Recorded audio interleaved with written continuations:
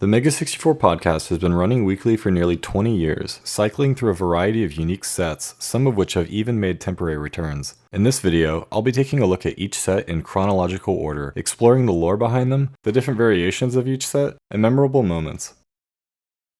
Welcome to the Mega64 podcast! On December 24th, 2007, Podcast 31, Mega64 debuted their first ever podcast set known as The Forest, otherwise known as the Campfire Set. This set has a simple, cozy aesthetic. It features a black backdrop, fake trees and green floor, a couch, a couple of chairs, and a campfire centerpiece. Their logo also appears on the left side. Anytime a guest is on the podcast, they just add an additional chair. The overall theme can be described as a campfire hangout at night. The seating is angled towards the camera, allowing viewers to see the entire cast while also having them face each other. This gives off a more comfy vibe as they talk about various topics such as video games, pop culture, or tell stories around the campfire. The Forest set has seen a few variations during its lifespan. A Halloween version, a Christmas version for their Christmas cast, the couch and chairs replaced with sponsored sumo lounge chairs, and a mix of sumo lounge chairs with the old chairs. Podcast 125 was the first podcast in the new studio. It might be hard to tell since they set up their Forest set in the same exact way. Being the first ever podcast set, the Forest set has a special place in many longtime Mega64 fans' hearts.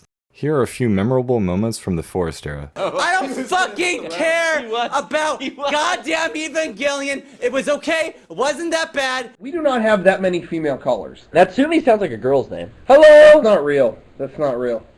Oh, really? Yeah, this is a video. Hold on, let's not say anything. It's not Geno!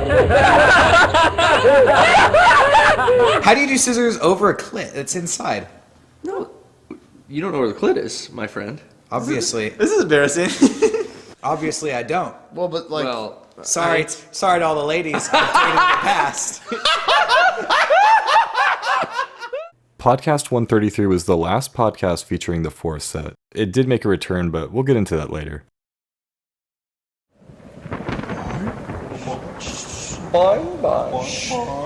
Hey guys, is that Bixa Muda?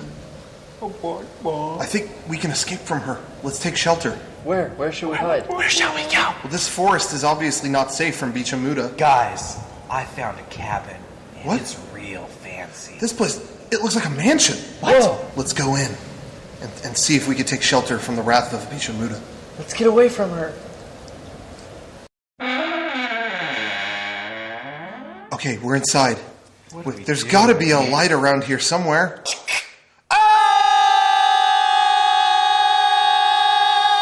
Welcome. I think we're safe. Finally. Finally I know, away. everyone was worried for our safety. fucking scary. People were scared. The wrath of Bixa Muda could have had us, but I thought we're safe indoors. We've left the dark forest and we've entered the mansion of light. Podcast 134 introduced a brand new set, The Mansion, one of their most iconic podcast sets to date. After being chased by the wrath of Bixa Muda, the Mega64 boys had no choice but to seek shelter. I'm not sure why this suddenly became a running gag on the podcast, but what I can say is this video featuring a person by the name of Bixa Muda blew up in February 2010, the same time that the Mansion set was revealed. This set features fancy wallpaper above black wainscot panels, 4 candles, a wooden drawer, and a fancy portrait painting of our 4 podcast regulars, Rocco, Derek, Shawn, and Garrett, placed in the same order they normally sit. The portrait posters were made by Emily Irwin, aka Ferret, and took inspiration from the portraits featured in Disney's Haunted Mansion. In the beginning, the boys continued sitting on sumo lounge chairs. However, on podcast 138, the classic angled setup with a couch on the left and a couple chairs on the right was introduced once again, this time with a more living room look. The couch could fit up to 4 people, which made it very accommodating for guests.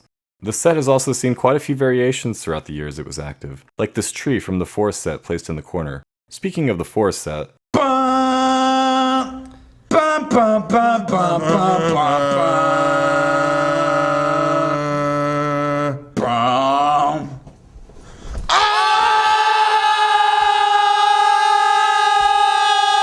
We got an alert the other day from the park ranger saying that Bixa Muda has cleared the area Everything's safe for the time being. It's been over a year since they've had any Bixa Muda. It's been a year and a half. Yeah, but you have to wait. That's why we left the forest. I forgot. Yeah, it's been so long. Sighting. But whenever there's one sighting, you have to wait at least a year for it to clear because Bixa Muda is so scary you don't want to risk it. Podcast 176 featured the very first temporary return to the forest. The park ranger cleared it from any Bixa Muda sightings, so to promote the return of their classic campfire shirts, they returned to the campfire set for a couple months. Finally, with podcast 182, we are back in the mansion. I'm not sure if there were any sightings that spooked them back in, or if they just wanted to return home. The sumo chairs returned several times throughout the rest of the mansion's lifespan, as well as the usual holiday-themed variations such as Thanksgiving cast, Halloween cast, and Christmas cast. The pictures featured on the wall also changed from time to time, especially since they would often use the podcast set in their videos on the main channel. They also added this bookshelf in the corner featured in podcast 210. The mansion is one of their most iconic podcast sets to date. Let's take a look at some highlights. You're about 7 seconds behind. Go ahead. That's gonna cost you. Oh my god. Were any of you in the Boy Scouts? Wait, no. was that the end? Was that the story? Was that the No. story? We're live. Okay. And the Yes, Scoutmaster's we're online, 9-year-old yes. son Yeah. said, We just crashed. What? Go ahead. Ryan, hello. You're here. story. You were 11 and, well, yeah, but what was the story? What happened? The 9-year-old kid masturbated to dead naked Jew. Yeah, but we just crashed though. I'm with you. Rocco, what do you think? I think that what happened in New York was a tragedy, and Osadam needs to pay the price.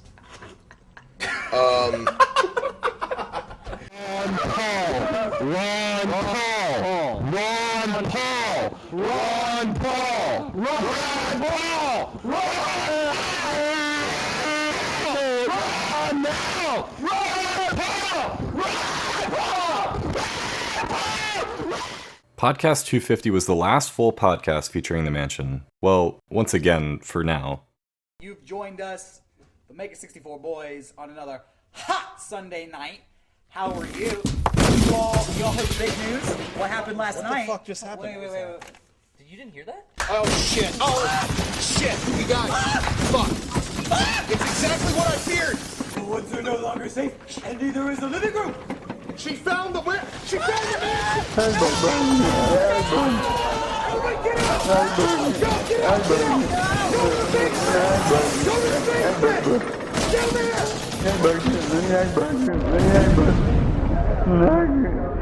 As soon as podcast 252 started, Bixa Muda found and attacked the mansion, forcing them to retreat into the basement.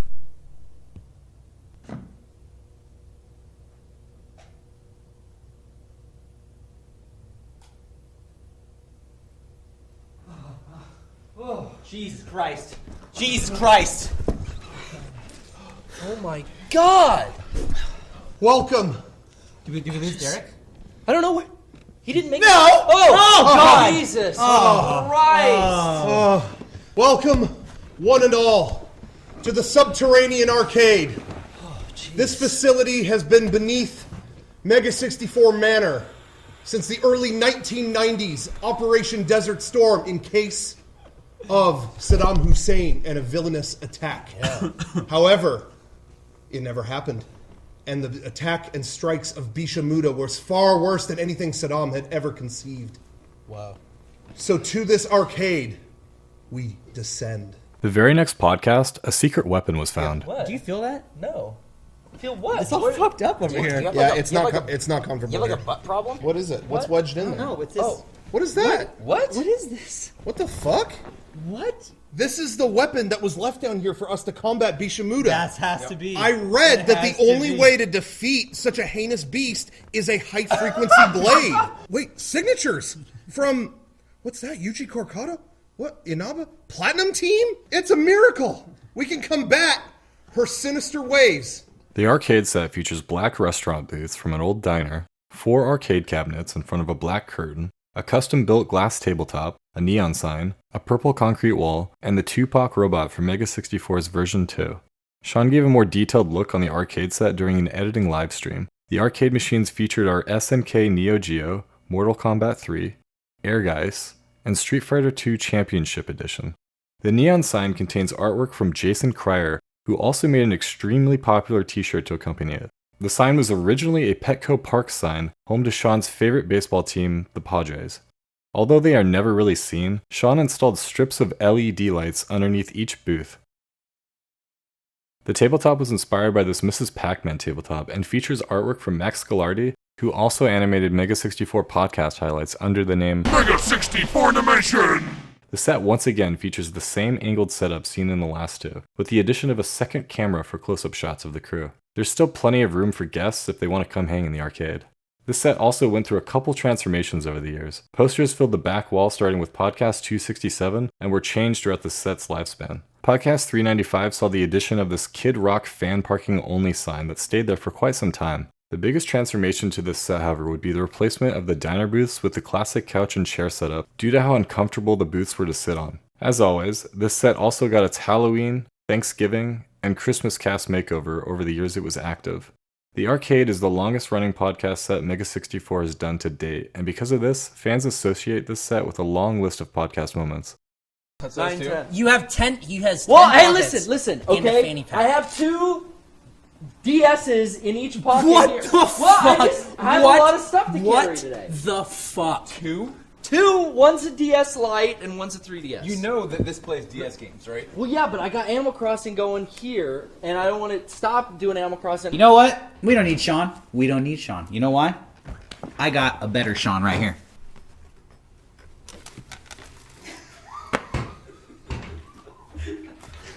The new cast of Mega64. The better cast, the better trio. Take that still image, do something with it, make it nice, send it to us so we can upload it to all our social media. Notice you got to say all that. This didn't cut you off. Wow. I'm liking this new guy up better already. Yeah. What's the best Silent Hill? What the fuck are you doing? 2. Silent Hill 2. Well, 2. I've never heard anyone say 4. Silent Hill. I thought you said Resident Evil. Oh. Silent Hill 2. Yeah. Is that the general consensus? Kevin? No. Don't you like 3? Yeah, okay. But 2 is 3 pretty good. 3 I is think good. the first 3 are all awesome. I mean, 1, 2, 3, yeah. And kind of a motherly, daughterly thing. Well, there's also a whole sequence where they're setting up all the mounted turrets, and she's like Yeah. programming the turrets in that one hallway. Like, I watched the first one. No thought it joke, was really the funny. first one is great. Yeah. If you never get a chance, you should absolutely watch. Really? Yeah, it's actually really funny. South Park was a series created in 1997 by co-creators Matt Stone and Trey Parker, landing in the laps of luminaries such as George Clooney, and even executives at Universal Studios. A 6-year turnaround per episode. 6-day turnaround. Good night. Kevin, end it. Kevin, end it. Good night. 1. Good night. South Park was... I can't do the fucking thing until... Hey, turn the stream off. Dude, I tried. I can't do the fucking review if you're not going to sit the fuck down, dude. He scratched my eye. But I've done it 100 times. Cut the... You're not gonna fucking get it. Podcast 467 was the last podcast on the arcade set. This was followed up by Podcast 468 at a bowling alley where they explained they are moving into a new studio. We filmed one last clip from our set, which you notice is in a different form. That's because we ain't gonna be there anymore. Whoa, wait, whoa. The Mega64 boys returned to the forest once again in Podcast 469. Although it's never explicitly stated, the rumor is that Bixa Muda was finally defeated inside the arcade using the high-frequency blade, but the ghost of Bixa Muda still haunts them to this day. Well, I'll speak for myself, I guess. I assume... What the hell? Wait, What is this stupid ass thing? the ghost of Bixa. A light. I'm gonna go fix that. I'm just speaking for myself. What is happening? Oh my god, we're haunted. We shouldn't have called... We're this is haunted. not- I'm gonna fix both those. Okay. This is not right. The return to the forest only lasted for 30 podcasts, and not a whole lot is to be said about the set itself. It's pretty identical to the original forest set, except now Rocco has swapped places with Shawn and Garrett, and they are no longer as angled towards the camera as they were previously. A guest can easily sit in between Shawn and Garrett, and the podcast set never went through any major changes. A temporary return to the forest until they find their new home. Here's a couple highlights from their second return to the forest. So after all these years, after 10 years, I apologize, Shawn, for discrediting your, your ability to dissect that part. I apologize. Do you accept his apology? I do accept your apology. I will say that even still bringing this up, I still get mad at you. Eric, it's been 3 minutes. He didn't respond. I guess he doesn't. I'm surprised. And I'm telling you, he's on his way. You know who Eric would be if he was a musician? Is it Pete Best? guy who left the Beatles and like fucked up, and then we. Whoa, Shawn! Whoa, bro! I'm joking. Dry mouth. You okay? I just realized that he left. He's so sad, beating up over Eric. Oh, I just realized it 5 seconds ago. Eric's gone. Podcast 498 was the last episode of their second return to the forest, with podcast 499 taking place on a beach, possibly foreshadowing their next destination. Over here! Guys, over here!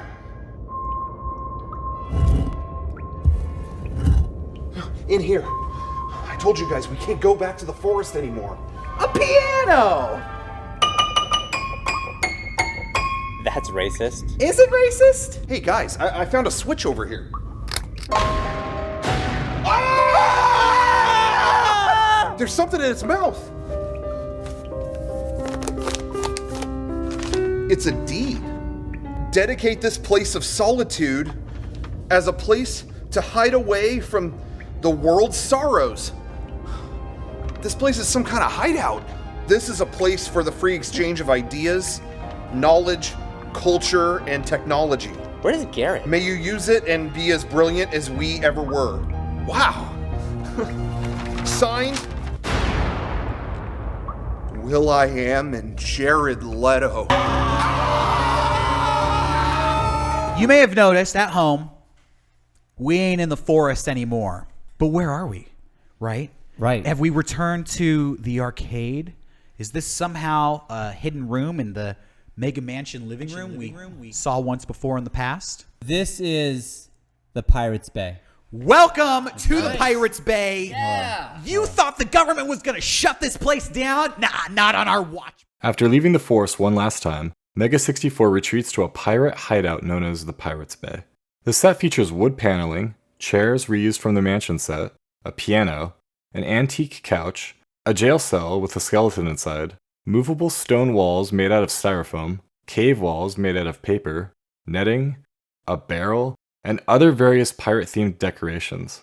There's also this sweet pirate-themed painting on the wall that was sent into the podcast from a fan named Frankie without prior knowledge that a pirate-themed podcast set was in the works. Because the stone walls were movable, this set would often change its form a little. For example, in podcast 536, a wall is now blocking the jail cell and the pirate painting is moved to the other side. They also moved the camera closer towards the set in later podcasts, most likely to utilize space in their studio for other things since the set was so wide in the beginning. Lastly, you might be wondering what this blue light is in the background. What is that floating blue energy behind Frank? Is that real?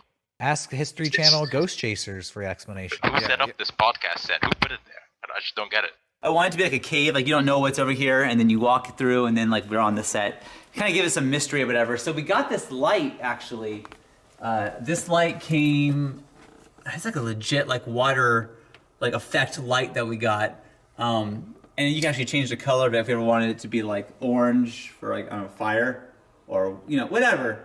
The pirate set era was definitely an interesting time for the podcast because of the global pandemic that started in 2020. There were moments where only Rocco was on the set while the rest of the crew called in. And then later, starting with podcast 572, Shawn and others would have themselves green screened into the set, which honestly didn't look too bad. Although it's hard to pinpoint exactly when, a bookshelf was added to the side of the set displaying various items. Podcast 616 reveals that the bookshelf moved to the other side of the set, different paintings were added to the wall, and the jail cell is now visible again. Here's what the set looks like under the Halloween setting, the Thanksgiving setting, and the Christmas setting. The Pirates Bay set was definitely the largest one they had built so far, and you can tell that Shawn put a ton of work into it during its 5-week development. It is very unique compared to the other sets, and because of that, fans seem to really appreciate it. The seating arrangement for this podcast set was the same as the previous one. Rocco and Derek are on the side, with Garrett, Shawn, and anybody else that joined them in between. Frank was a podcast regular during the earlier episodes of this set, and sat next to Shawn. Here's some memorable moments from the Pirates Bay. What's wrong with white? Like, what? I don't want a white car. And then he said something I'll never forget, because it was that thing, the most base fucking thing he could have said in that moment. I mean, can you see the color of the car when you're driving it? I mean, by that logic, why am I getting a new car? I'll drive the smashed car that I had. Who fucking cares about dents? Or just fucking spray paint and piss on my car. A woman walks in front of me as I'm like on my phone. A woman walks in front of me and says something that I had to run it through my head 100 times. She went, "I just farted." And I was like, did she just say that to me? Yeah, I wasn't expecting that. And she's just walking past me and then turns back to look at me. Ooh. And this is what she said next. "Did you smell it?" Oh, what? I've been reading a lot lately. Oh. Yeah. You guys read anything at all? Probably No, not. stop signs and shit like that.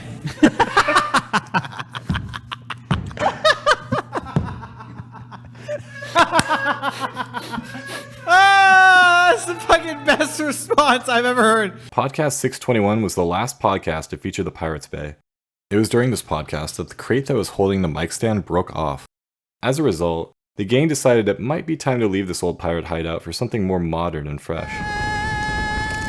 Welcome, everybody. As you saw last week, we were struck by tragedy. We were hit by a lot of unfortunate events. We took care of it. Yeah. The microphone that was broken is fixed. We fixed it on a Tuesday.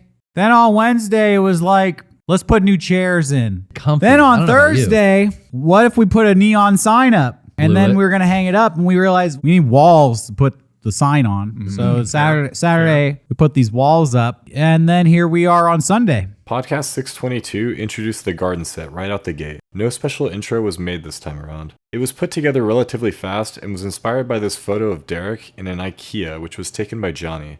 It features a TV with the 64 logo underneath a custom-made neon sign. This wall also features fake greenery placed all over, in the middle of two other walls that are plastered with this thin brick texture that they painted white, with a patch of its original brick color in the back behind a window. These walls are on hinges so that the set can be flattened and put off to the side to make room in the studio if needed. A line of paper lanterns hang on the left side next to a stack of crates, acting as a shelf space for various items, like this Kennedy dead bear or an Eric the Actor figurine. There's also this tiny table off to the side that was used to display items as well. Lastly, the mics are attached to the sides of these white open-back storage organizers that they also use as desk space. The very next podcast, however, changed the desk setup by quite a lot. An additional third organizer was added to the middle, and panels were added to each one to cover up the holes that were there previously. Two of these panels have the same grassy texture as the brick wall, and the middle is covered in deck tiles. There are also lights added to the front row now, and the desk is placed on the end of a fancy rug. Podcast 632 through 635 shows Shawn on the TV on a smaller set off to the side built in the same style. As far as set variations go, different things would appear on the shelf from time to time, but this set never really went through any other major changes the years it was active, besides this 64 that was added to the center tile in Podcast 672. The seating arrangement has changed to a different format, with Garrett and Derek being on the ends and Rocco and Shawn in the middle. They are also placed closer together with this set, sitting side by side in a row facing towards the camera. When it comes to guests, they would take the seat of somebody who was absent, or somebody would be placed behind the window and given a microphone up until 689, where their guest Jack's Films was placed in the middle. Here's how the set looks for Halloween, Hanukkah, and Christmas cast. It's also worth showing off this Mega64 Day Celebration edition of the podcast set on Podcast 647. Although not a podcast, here's how the set looked during Hell Festival. And here's the set during a Mega64 20 stream. The garden set was very bright in comparison to previous podcast sets, which worked out since the crew tends to usually wear darker colors. Let's take a look at some podcast highlights from the garden set. I brushed my teeth with the Fableman's theme song kind of playing. Oh, that's in your head. Yeah, like it's in your brain. It's in my your dome. toothbrush. Yeah. It's like, yeah, I want to become daddy. I want to be a filmmaker. Yeah, and he's sort of... That did not. No. We're going to cut that out when we upload it. Yeah, cut that out and send it to me. Johnny. So I have a new drop on the PPS. Daddy, I want to become a filmmaker. Oh, I can't wait to hit that button.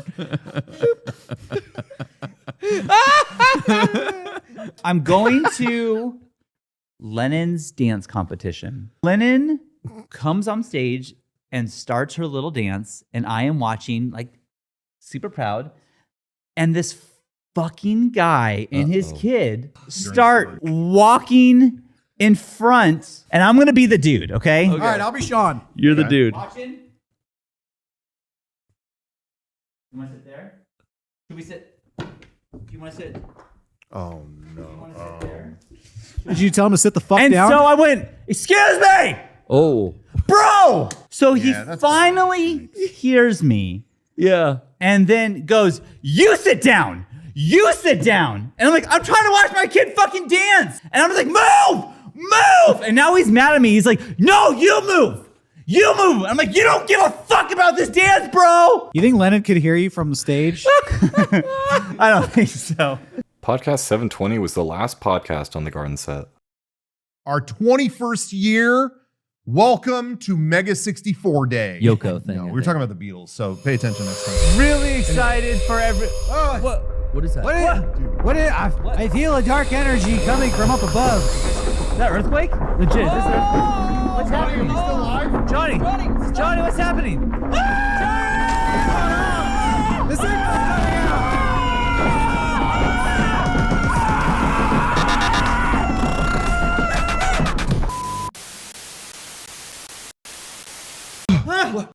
I was here. I don't know if you guys, when we were being beamed in, I heard them speak of other worlds of the Muda galaxy, and I don't even know what that meant. But I feel like we were meant to be here. This is important. This is where we're supposed to be. I'm very happy that we're here. At the beginning of Mega64 Day 2024, the crew was beamed into a spaceship which is currently floating around in the Mudaverse. Podcast 723 was the first podcast to feature the Spaceship Set, and it's the current set as of the making of this video. The set is essentially a reskin of their previous podcast set with an added table that gives them more desk space. The center wall features the TV from the last set over random parts painted gray all across the top half, and foam mattress topper with cutout shapes behind tubing and gutters on the bottom half. This same design is used on the desk as well, alongside the old podcast sign from the last set.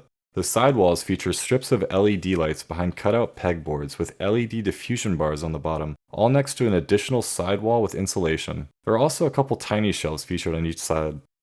Johnny, do we have the 2010 filter? Can we put the 2010 filter on here? Yeah, you ready? Yeah. Just switch to the 2010 filter for that? Yeah. What? Turn on. It's an effect. Okay, all right. What? This is much better. Oh my God! You see how much better this is, Johnny? Thank you for turning that on. Johnny. I forgot the feel of a sumo. Space. No, that's what I've been saying that. Thank It's you. time to go back to the haunted living room. Thank you. I thought I heard Bixa Muda. Oh my gosh! Whoa! No. That's not part of the filter. No. That's been eradicated. That's an update next month. Okay. The Mega64 crew were able to use a filter that made it look like their mansion set back in 2010 during the Stroke of Midnight stream, where they filmed new personal channel videos just like they used to. This set was then used for one single podcast, number 762. They did an incredible job recreating the mansion set, and the lighting that they used was just the finishing touch.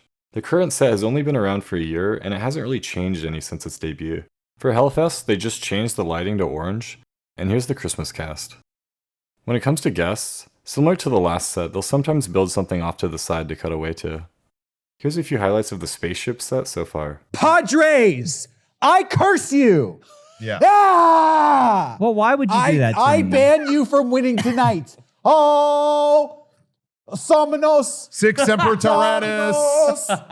Dodgers, get all my energy! On the Slack, Rocco just put Padres lost. Why would you do that? Which you immediately responded, "Fuck off." Why would you put that in Slack for work conversation? Because moments earlier, Derek and I did a curse on the podcast that they would lose, and then they immediately lost. So I was shocked. Padres lost. You were shocked that the Padres lost? Well, no, but I went to a Thanksgiving once, and we all brought food. We set it down. It was my mom, 2 aunts, a bunch of family, and one of my aunts brought some baked beans, and I gave my mom a hug. We don't live together, so I gave her a hug, and she whispered in my ear. She hugged me and pulled me close and went, "Don't eat the beans." And I had no idea why. She didn't make them, but she just issued a warning to me, and I was fucking scared. The Mega64 podcast has gone through several unique podcast sets over the years. The mansion and arcade sets seem to resonate the most with fans. Me personally, I like the arcade set the most. There were just so many great highlights that having to only choose a few for this video was very difficult. My first time ever tuning into the podcast live was the debut of their arcade set, and I had no idea what was going on. I made the mistake of trying to call into the podcast itself rather than the after show, which was way too early to be calling in. you were calling in earlier on the Skype app, right? Yeah, fuck right. you. Oh! Okay, Nick. I'm joking. I'm taking a pot shot at you. Hey, Nick. Thank you so much for watching, and if you haven't already, please subscribe and give this video a like. Huge thanks to Mega64 for archiving a majority of these podcasts on YouTube and the Mega64 Archives website. Having access to all of the previous podcasts made this video possible. Lastly, I want to plug Mega64's Patreon. If you love what these guys do, definitely show them some support to allow them to continue giving us amazing content.